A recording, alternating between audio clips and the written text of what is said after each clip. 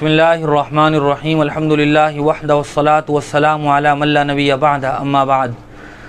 فقد قال النبی صلی اللہ علیہ وسلم افضل الصیام بعد رمضان شہر اللہ المحرم او کما قال صلی اللہ علیہ وسلم۔ محترم بزرگوں، دوستوں، میرے دینی اور ایمانی بھائیوں، ہم جس مہینے سے گزر رہے ہیں یہ محرم الحرام کا مہینہ کہلاتا ہے۔ اس مہینے کی اللہ اور اس کے رسول صلی اللہ علیہ وسلم کے نزدیک بہت ہی اہمیت ہے۔ جناب نبی کریم صلی اللہ علیہ وسلم نے اس مہینے کو اللہ کا مہینہ قرار دیا ہے، اور جس چیز کی نسبت اللہ کی طرف ہو جائے اس چیز کی اہمیت، عظمت خود بخود بڑھ جاتی ہے۔ حضرت صالح علیہ السلام کی اونٹنی کی نسبت اللہ تبارک و تعالی نے اپنی طرف کر کے اس اونٹنی کی اہمیت کو بڑھا دیا تھا۔ ناقۃ اللہ و سقیاہا۔ ایسے تو دنیا بھر میں پھیلی ہوئی تمام تر مسجدیں اللہ کا گھر ہیں، لیکن خانہ کعبہ کو بیت اللہ کہا جاتا ہے، اس کی نسبت بطور خاص اللہ کی طرف کی جاتی ہے۔ اسی طرح ایسے تو اس دنیا میں اللہ تبارک و تعالی نے 1,00,000 سے زائد انبیاء اکرام بھیجے ہیں، لیکن بطور خاص جناب نبی کریم صلی اللہ علیہ وسلم کو محمد الرسول اللہ کہا جاتا ہے، یعنی محمد اللہ کے رسول ہیں۔ اسی طرح اس مہینے کی نسبت اللہ کی طرف ہو جانے سے اس مہینے کی اہمیت اور افضلیت خود بخود بڑھ جاتی ہے۔ جناب نبی کریم صلی اللہ علیہ وسلم کے بارے میں حضرت عائشہ صدیقہ رضی اللہ تعالیٰ عنہ فرماتی ہیں، کانت قریش تصور عاشوراء فی الجاہلیہ وکان رسول اللہ صلی اللہ علیہ وسلم یصومہ، کہ زمانہ جاہلیت میں قریش مکہ وہ عاشورہ کا روزہ رکھتے تھے، آپ صلی اللہ علیہ وسلم بھی اس دن کا روزہ رکھا کرتے تھے۔ فلما ہاجر الی المدینہ صامہ وامر بصیامہ، جب جناب نبی کریم صلی اللہ علیہ وسلم مدینہ المنورہ ہجرت فرما کر تشریف لے گئے تو آپ نے خود بھی اس دن کا روزہ رکھا اور صحابہ اکرام کو بھی اس دن روزہ رکھنے کی ترغیب اور تلقین فرمائی۔ پھر جب رمضان المبارک کا روزہ فرض ہو گیا تو آپ نے فرمایا من شاء صامہ ومن شاء ترکہ، کہ جس کا جی چاہے اب وہ اس دن کا روزہ رکھے اور جس کا جی نہ چاہے وہ اس دن کا روزہ نہ رکھے۔ اس سے معلوم ہوتا ہے کہ قریش مکہ اپنی تمام تر برائیوں اور بری عادتوں کے باوجود بھی اس دن کا روزہ رکھتے تھے، اور اسی دن وہ خانہ کعبے کا غلاف بھی تبدیل کیا کرتے تھے۔ حضور اکرم صلی اللہ علیہ وسلم نے اپنی ایک دوسری روایت میں ارشاد فرمایا، صحابہ اکرام نے آپ سے پوچھا کہ یا رسول اللہ اس روزے کی فضیلت کیا ہے؟ سئل النبی صلی اللہ علیہ وسلم عن صیام یوم عاشوراء فقال النبی صلی اللہ علیہ وسلم انی احتسب علی اللہ ان یکفر السنۃ الماضیہ، کہ مجھے اللہ کی ذات سے قوی امید ہے کہ اس کی برکت سے اللہ تبارک و تعالی گزشتہ 1 سال کے گناہوں کو معاف کر دے گا۔ اسی طرح ایک دن جناب نبی کریم صلی اللہ علیہ وسلم نے مدینہ کے اطراف میں جو انصار کی بستیاں تھی وہاں ایک آدمی کو عاشورہ کے دن بھیجا اور یہ اعلان کرنے کے لیے کہا کہ جن لوگوں نے ابھی تک کھانا نہ کھایا ہو وہ بقیہ دن بھی کھانا نہ کھائیں اور روزہ رکھیں، اور جنہوں نے کچھ کھا لیا ہو وہ بھی شام تک کچھ نہ کھائیں اور روزے داروں کی مشابہت اختیار کریں۔ اس حدیث سے عاشورہ کے روزے کی ترغیب اور تاکید کا اندازہ لگانا بہت آسان ہے۔ حضور اکرم صلی اللہ علیہ وسلم جب مدینہ المنورہ ہجرت فرما کر تشریف لے گئے تو آپ نے دیکھا کہ وہاں یہودی اس دن کا روزہ رکھتے ہیں۔ آپ نے ان سے پوچھا ما ھذا اليوم الذي تصومونہ، کہ کس چیز کی وجہ سے، کس بنیاد پر تم اس دن کا روزہ رکھتے ہو؟ تو انہوں نے کہا ھذا یوم عظیم انجى اللہ فیہ موسیٰ وقومہ وغرق فرعون وقومہ، کہ یہ تو بہت ہی اہمیت اور عظمت کا حامل دن ہے۔ یہی وہ دن ہے جس دن اللہ تبارک و تعالی نے حضرت موسیٰ علیہ السلام اور ان کی قوم کو ظالم و جابر فرعون سے نجات عطا فرمائی تھی اور فرعون کو اس کی قوم کے ساتھ بحر قلزم میں غرقاب کر دیا تھا۔ آپ نے ان کا یہ جواب سن کر فرمایا فَنَحْنُ أَحَقُّ وَأَوْلَى بِمُوسَىٰ مِنْكُمْ، تب تو ہم اس بات کے زیادہ حقدار ہیں کہ ہم حضرت موسیٰ علیہ السلام کی وجہ سے اس دن روزہ رکھیں۔ چنانچہ آپ نے صحابہ اکرام کو اس دن روزہ رکھنے کا حکم فرمایا۔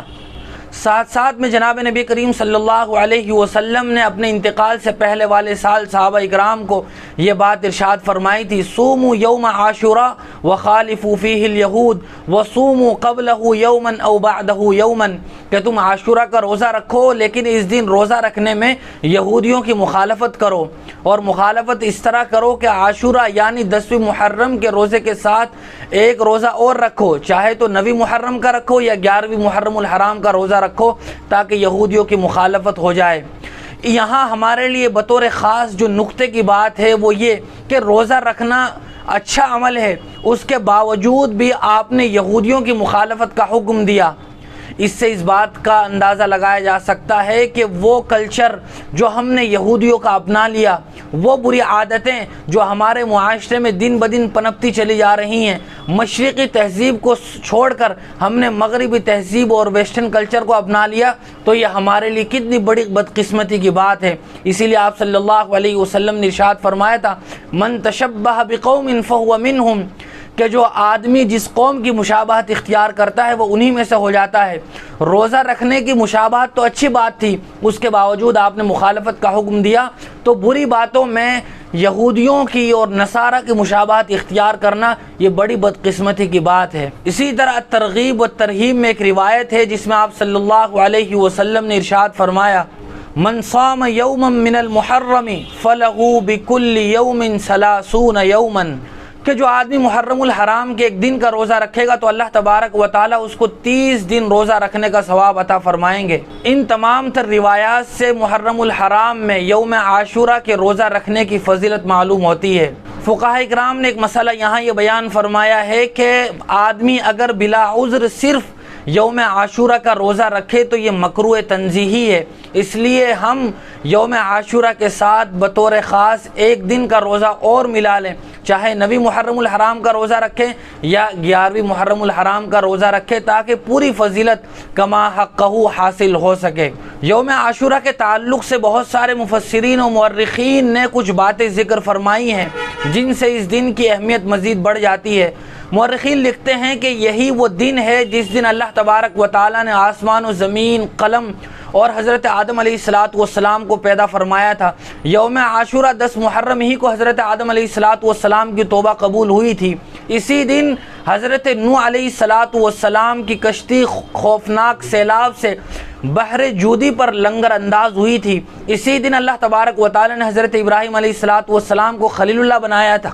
اور ان کو نار نمرود سے نکال کر نجات عطا فرمائی تھی۔ اسی دن حضرت اسماعیل علیہ السلام کی پیدائش ہوئی تھی۔ اسی دن حضرت یوسف علیہ السلام کو قید سے رہائی ملی تھی اور مصر کی حکومت آپ کو ملی تھی۔ یہی وہ دن ہے جس دن حضرت یونس علیہ السلام کی قوم کو عذاب سے چھٹکارا ملا تھا اور حضرت یونس علیہ السلام 40 دن کے بعد مچھلی کے پیٹ سے باہر آئے تھے۔ یہ عاشورہ کا وہ دن ہے جس دن حضرت موسیٰ علیہ السلام کو اللہ تبارک و تعالی نے فرعون سے نجات عطا فرمائی تھی، اور یہی وہ دن ہے جس دن حضرت عیسیٰ علیہ السلام کو اللہ تبارک و تعالی نے یہودیوں سے بچا کر آسمان پر اٹھا لیا تھا، اور یہی وہ دن ہے جس دن کوفہ کے دھوکے بازوں اور فریب کاروں نے حضرت حسین رضی اللہ تعالی عنہ، نواسۂ رسول اور جگر گوشہ فاطمۃ الزہرا رضی اللہ تعالی عنہ کو بہت ہی دردناک طریقے سے شہید کر دیا تھا۔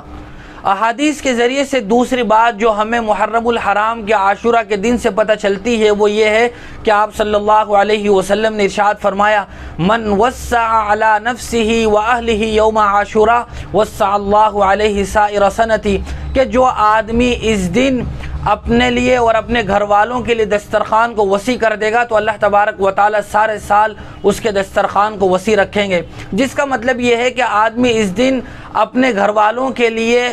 کچھ اچھا پکوان بنا لے، یا روزانہ 1 سالن بناتا ہے تو اس دن 2 سالن بنا لے، روزانہ اپنے بیوی بچوں کو جو خرچ دیتا ہے اس دن خرچ دینے میں کچھ معمولی اضافہ کر دے تو اس کی برکت سے اللہ کے رسول صلی اللہ علیہ وسلم کی حدیث کی برکت سے سارے سال اس کے دسترخوان پر برکتیں اور رحمتیں نازل ہوتی رہیں گی۔ یہی 2 چیزیں ہیں جو احادیث سے ہمیں پتہ چلتی ہیں محرم الحرام کے تعلق سے، یعنی یوم عاشورہ کے ساتھ کوئی دوسرا روزہ رکھنا اور 10ویں محرم کو اپنے گھر والوں کے لیے دسترخوان کو وسیع کرنا۔ اس کے علاوہ محرم الحرام میں جو بہت ساری بدعات اور خرافات انجام دی جاتی ہیں ان کا اس مہینے سے اور احادیث شریعت و سنت سے کوئی تعلق نہیں ہے۔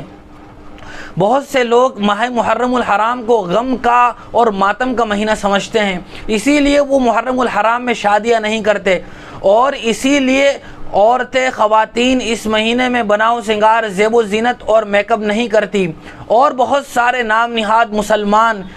10ویں محرم الحرام کو عاشورہ کے دن حضرت حسین رضی اللہ تعالیٰ عنہ کے نام پر ماتم کرتے ہیں، اپنے جسم کو چھلنی کرتے ہیں اور حضرت حسین رضی اللہ تعالیٰ عنہ کے تعلق سے بے بنیاد من گھڑت باتیں بیان کرتے ہیں، اسی طرح وہ اپنا گریبان چاک کرتے ہیں، زور زور سے نوحہ کرتے ہیں، یہ وہ تمام تر باتیں ہیں جن کی وجہ سے اسلام کی سچی، اصلی اور خوبصورت شکل پر بھی حرف آتا ہے، اور لوگ مذہب اسلام کو ایک خونخوار مذہب سمجھتے ہیں، اور وہ تصور کرتے ہیں کہ مذہب اسلام میں یہ کیسی خرافات ہیں کہ آدمی خود ہی اپنے آپ کو چھلنی کر رہا ہے، اپنے آپ کو آگ پر چلا رہا ہے۔ اور اسی طرح بہت سارے لوگ یہ کہتے ہیں کہ حضرت حسین رضی اللہ تعالیٰ عنہ کو پیاسا اس دن شہید کر دیا گیا تھا، اس لیے وہ اس مہینے میں سبیلے لگاتے ہیں، شربتیں تقسیم کرتے ہیں۔ ان تمام تر باتوں کی شریعت میں کوئی اصل اور بنیاد نہیں ہے، لہذا ان چیزوں سے بچنا چاہیے۔ بہت سارے لوگ اس مہینے میں کالے کپڑے پہنتے ہیں، دوسرا کوئی لباس نہیں پہنتے۔ یاد رکھنا چاہیے حضرت حسین کے نام پر اس مہینے میں کالے کپڑے پہننا جائز نہیں ہے، بلکہ مکروہ ہے اور باعث گناہ ہے۔ بہت سارے لوگ 10ویں محرم کو کھچڑا بناتے ہیں اور تقسیم کرتے ہیں، اور بہت ساری من گھڑت اس سلسلے میں فضائل بیان کرتے ہیں۔ یاد رکھنا چاہیے کہ ان تمام تر بدعات، خرافات اور رسومات سے اپنے آپ کو بچا کر صحیح اصلی سنت و شریعت پر ڈالنے کی ضرورت ہے، اور صرف احادیث میں محرم الحرام کے تعلق سے جو باتیں موجود ہیں جن کا تذکرہ کیا گیا انہی پر عمل کرنا چاہیے۔ اللہ تبارک و تعالی مجھے بھی اور آپ کو بھی عمل کی توفیق نصیب فرمائے۔ وآخر دعوانا الحمد للہ رب العالمین۔